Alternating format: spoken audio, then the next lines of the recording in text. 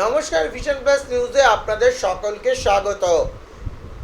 আগামীকাল পঞ্চম দফা নির্বাচন যখন দরজার সামনে, রাত পোহালেই যখন পঞ্চম দফা ভোট, সেই সময় দাঁড়িয়ে নির্বাচন কমিশন থেকে কি তথ্য পাওয়া যাচ্ছে তা আমরা আপনাদের সামনে তুলে ধরব। আমাদের নির্বাচন কমিশন থেকে রয়েছে আমাদের প্রতিনিধি বিদীপ্ত বিশ্বাস। বিদীপ্ত, কি জানতে পারছো ইলেকশন কমিশন থেকে আজ?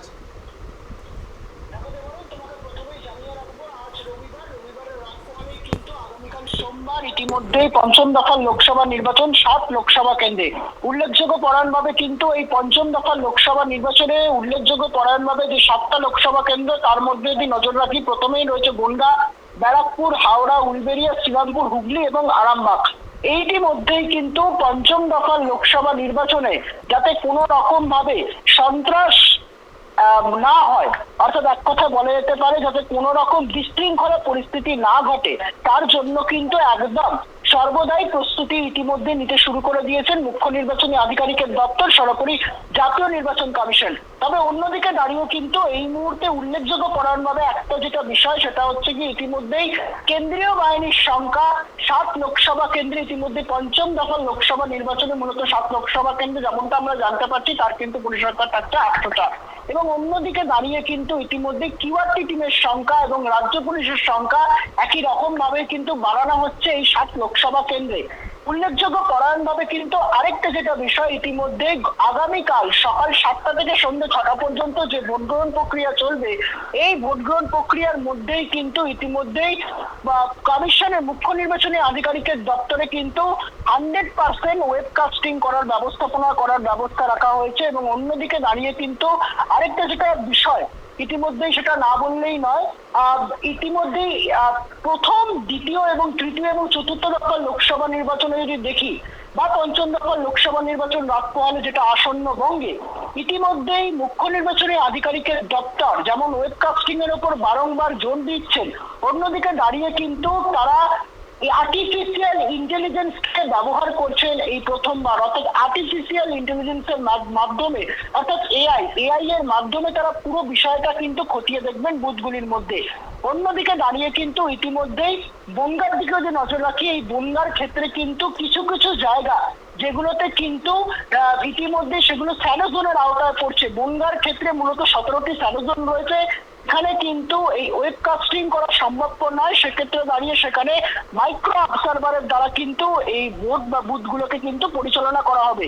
এবার তোমাকে যদি বলে রাখি, মূলত এই পঞ্চম দফার 7টি লোকসভা কেন্দ্রে বুথে যেগুলো 85 বছরের ঊর্ধ্বে 100 বছর বয়সী ভোটারদের যদি তালিকা বলে রাখি একটু পরিসংখ্যান, বনগাঁ লোকসভা কেন্দ্রে মূলত কিন্তু 85 বছর বয়সী ভোটারের সংখ্যা প্রায় 10,418, এবং ব্যারাকপুর লোকসভা কেন্দ্রে যদি 85 বছরের বেশি ঊর্ধ্বে যে ভোটারদের দিকে যদি নজর রাখি, তার ক্ষেত্রে তালিকাটা কিন্তু প্রায় 9,002। হাওড়া লোকসভা কেন্দ্রে মূলত 85 বছরের ঊর্ধ্বে যে ভোটারের সংখ্যা, তা কিন্তু মূলত 14,367।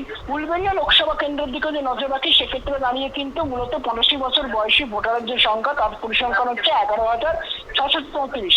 শ্রীরামপুর লোকসভা কেন্দ্রে মূলত 85 বছর বয়সী ভোটারের সংখ্যা, যার পরিসংখ্যান কিন্তু ইতিমধ্যে আমরা জানতে পারছি 13,063। হুগলি লোকসভা কেন্দ্রে মূলত 85 বছরের বয়সী ঊর্ধ্বে ভোটারের সংখ্যা, সেখানে কিন্তু মূলত 11,273। এবং বনগাঁ লোকসভা কেন্দ্রের যেখানে যদি নজর রাখি, সেখানে 100 বছর বয়সী কিন্তু ভোটারে যারা রয়েছেন, তাদের পরিসংখ্যান কিন্তু মূলত 104। এবং গুরুত্বপূর্ণভাবে উল্লেখযোগ্য পরায়ণভাবে হাওড়া লোকসভা কেন্দ্রে কিন্তু সেখানে 100 বছর বয়সী ভোটারের সংখ্যা মূলত 84। এবার তোমাকে আরেকটা যেটা বিষয় বলে রাখবো, এই পঞ্চম দফার লোকসভা নির্বাচনে মূলত যে 7টা লোকসভা কেন্দ্র রয়েছে, যার মধ্যে মূলত বনগাঁ, ব্যারাকপুর, হাওড়া, উলবেড়িয়া, শ্রীরামপুর, হুগলি এবং আরামবাগ, এই 7 লোকসভা কেন্দ্রে এই জায়গায় দাঁড়িয়ে একটা কথা বলতে পারি বিদীপ্ত, যে ব্যারাকপুর লোকসভার ক্ষেত্রে কি জানতে পারছো? উত্তেজনা কি এখনো চলছে, না ব্যারাকপুর শান্ত আছে?